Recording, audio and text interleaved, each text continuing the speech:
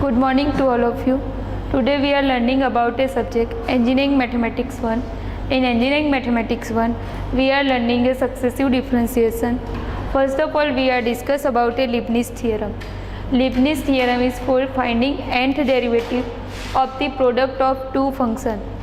Statement is here: if u and v are the functions of x, then nth derivative of product of these two functions u into v is defined as a nc0 nth derivative of u into v plus nc1 into n minus 1 derivative of u into first derivative of v plus nc2 n minus 2 derivative of u into second derivative of v plus up to dash dash dash plus ncr n minus 1 r derivative of u into rth derivative of v plus up to dash dash dash ncn u into nth derivative of v. Now we have to count the example basis on the Leibniz theorem. We have to find differentiate n times the equation x square into y2 plus x into y1 plus y equal to 0. Here you can see that x square into y2, there are two functions, first x square and second y2 are in multiplication. Second x into y1, first function is x and second function is y1, both are in multiplication. Therefore, for finding nth derivative of this equation, we can use Leibniz theorem for multiplication of two functions. You have to given that x square into y2 plus x into y1 plus y equal to 0. Now differentiating each term of the given equation n times by using Leibniz theorem. After using Leibniz theorem, we get first by using Leibniz theorem you can write nc0, but you know that nc0 is equal to 1. u and v, u and that means nth derivative of u. Our u is a y. Here already second derivative is present and you add nth derivative. Therefore, it is become yn plus 2 into v. Our v is a x square.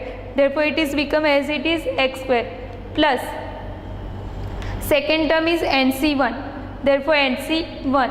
Here you have first derivative n minus 1 derivative of u.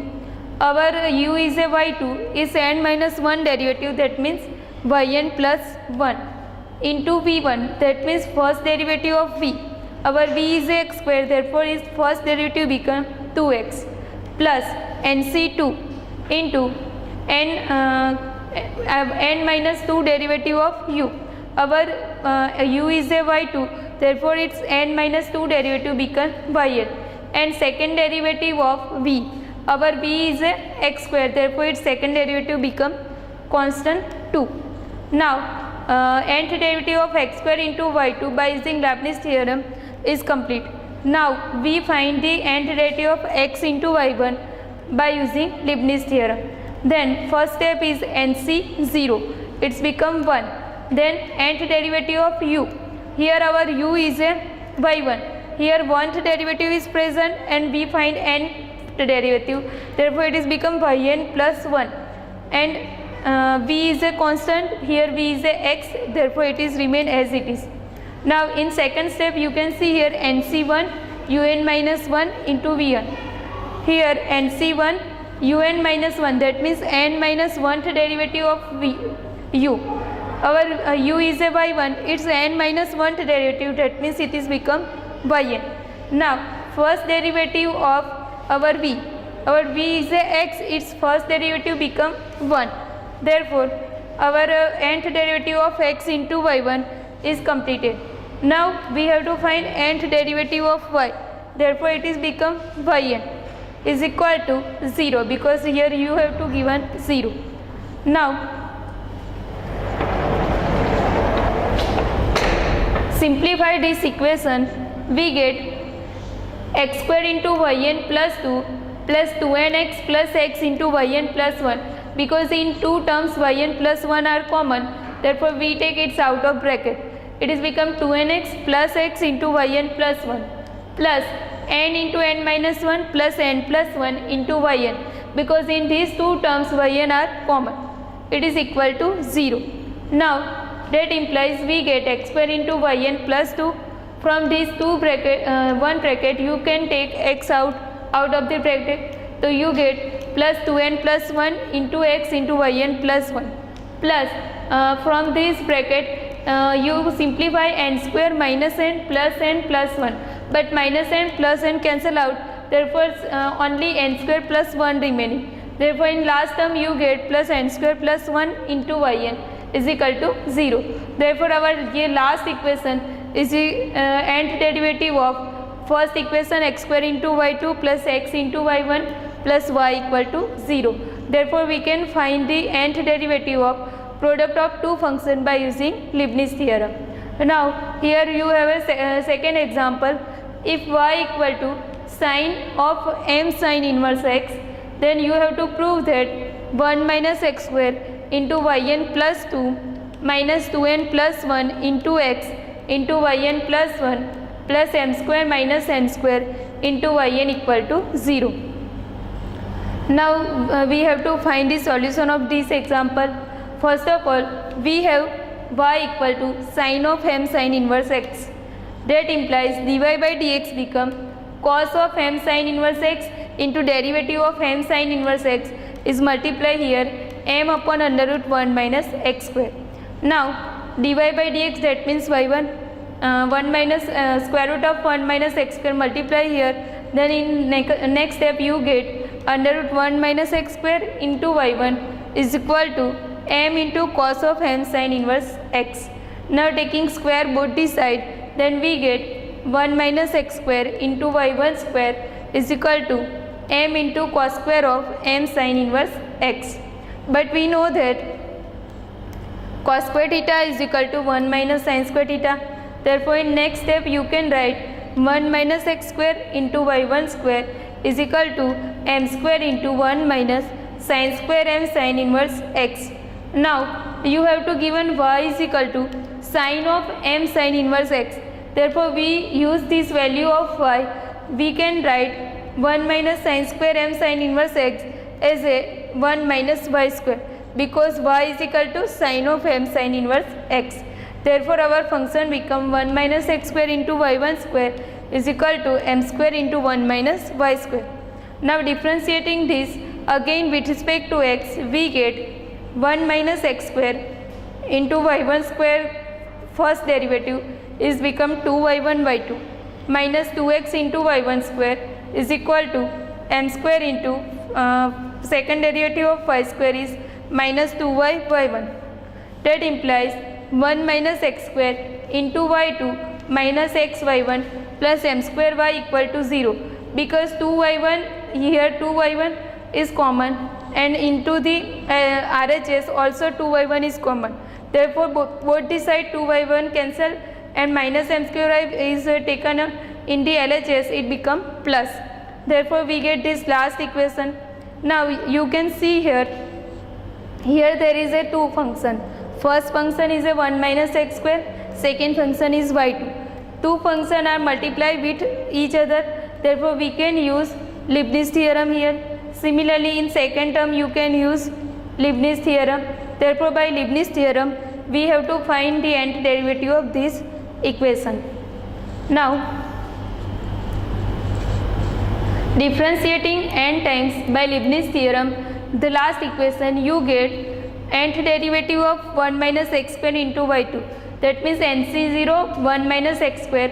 Here second derivative is present and we have to find nth derivative, therefore it is become yn plus 2 and NC0 become 1 plus NC1, that means n into the n minus 1 derivative of y2, that means it is yn plus 1, and first derivative of 1 minus x square, that means it is become minus 2x plus NC2, that means n into n minus 1 by 2 factorial into n minus 2 derivative of y2, that means it is become yn, and second derivative of v, that means it is become minus 2.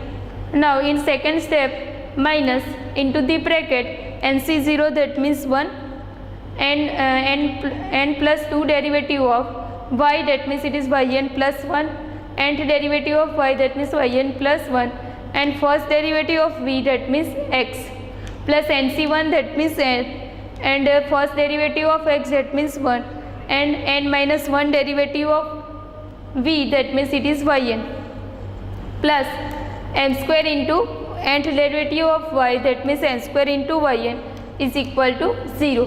Therefore it is implies 1 minus x square into yn plus 2 minus 2x into n yn plus 1 minus x into yn plus 1 plus n square minus n into yn plus n into yn plus m square yn equal to 0.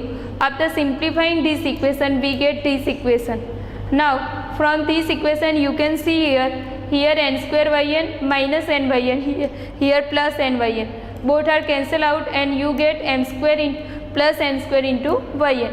Here in these two terms x is common and yn plus 1 is common, therefore we take out of the bracket.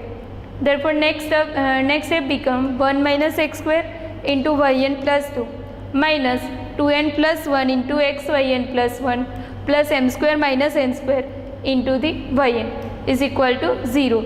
It is our main equation which we have to prove. Now next topic we have to learn about a Maclaurin series. You are familiar with a power series. In this chapter we have to learn about a two series. First is a Maclaurin and second is a Taylor series. The definition of Maclaurin series is defined as if a function f of x can be expanded as an infinite series as a f of x equal to f of 0 plus x into f dash 0 plus x square by 2 factorial f double dash 0 plus x cube by 3 factorial f triple dash 0 plus up to dash dash dash plus infinite. We have to find the Maclaurin series for the sum function. That means you have to given a function and you have to find Maclaurin series for this function. Suppose we have to give an example, expand log sec x using Maclaurin series. Here you have to given a function fx is equal to log sec x. That means you have to expand function log sec x as a Maclaurin series. By using this formula you have to find f of 0, f dash 0, f double dash 0, f triple dash 0 and put all these value in this Maclaurin series. We get easily log sec x as a infinite series. Therefore for finding solution, here we have a fx equal to log sec x. Therefore our f of 0 become log sec 0, but sec 0 is a 1 and value of log 1 is 0, therefore f of 0 become 0. Now if we take first derivative of fx, then it is become f dash x is equal to 1 upon sec x. It is equal to into 1 upon sec x into derivative of sec x, therefore it is become tan x. That implies our f dash 0 become tan 0, that means it is equal to 0. If we find second derivative of fx, then it is become f double dash x, it is equal to sec square x. If we put value of x equal to 0, then it is become f double dash 0 and value of sec 0 is a 1, therefore it is become 1. Now we find third derivative of function f double dash x, function fx, then it is become f triple dash x is equal to 2 sec square x into tan x. If we put x equal to 0 in f triple dash x, then it is become 2 into sec 0 into tan 0, but value of tan 0 is 0, therefore it is become 0. Now we find fourth derivative of fx, therefore it is become 2 into sec raised to 4x plus 2 into sec raised to 2x into tan square x. If we put x equal to 0 in this function, then we get sec 0 is a 1, but here tan 0 becomes 0, therefore this term becomes 0, but here 1, therefore it is become 2 into 1 equal to 2. Now we have to find the value of this fourth derivative. We put all this value in our Fourier series, our Maclaurin series. Our Maclaurin series is a f of x equal to f of 0 plus x into f dash 0 plus x square by 2 factorial f double dash 0 plus x cube by 3 factorial f triple dash 0 plus x raised to 4 by 4 factorial f raised to 4 0 plus up to dash dash dash infinitely. We put value of f of 0 here, it is equal to 0 plus x into value of f dash 0 is also 0 plus x square by 2 factorial value of f double dash 0 is a 1 plus x cube by 3 factorial value of f triple dash 0 is a 0 plus x raised to 4 by 4 factorial f raised to 4 0 is a 2 plus up to dash dash dash. Therefore, we get Maclaurin series of a function fx equal to log sec x as a x square by 2 factorial plus 2 into x raised to 4 by 4 factorial. Here first two terms and here these terms become 0 plus up to dash dash dash, it's continue up to infinite. Therefore, it is a Maclaurin series for the our function fx equal to log sec x. Now we have to learn about a second power series. It is known as a Taylor series. Definition of Taylor series is defined as a assuming that f of x can be expanded in a power series of ascending power of x minus a. That means first x minus a, then power of x minus a is a power 2, then power 3. That means it is a ascending power of x minus a. Our Taylor series is given as a f of x equal to f of a plus x minus a upon 1 factorial into f dash a plus x minus a whole square by 2 factorial into f double dash a plus x minus a whole cube by 3 factorial into f triple dash a plus up to dash dash dash. Suppose we have an example. You have to find expand tan inverse x in power of x minus pi by 4 by using Taylor series. That means you have to given a function fx is equal to tan inverse x and you have to find the Taylor series of the function tan inverse x in power of a x minus pi by 4. Now you can see here in this power series you have a power of x minus a. Here you have to given x minus pi by 4. By comparing this you get a equal to pi by 4. Therefore, find the solution of this example. Here we have fx is equal to tan inverse x and a is equal to pi by 4. Therefore, f of a become tan inverse of pi by 4. Now we find f dash x, that means first derivative of fx, it is become 1 upon 1 plus x square. Now f dash a become 1 upon 1 plus pi by 4 whole square. F double dash x become minus 2x upon 1 plus x square whole square. Therefore, f double dash a become minus 2 pi by 4 divided by 1 upon 1 plus pi by 4 whole square.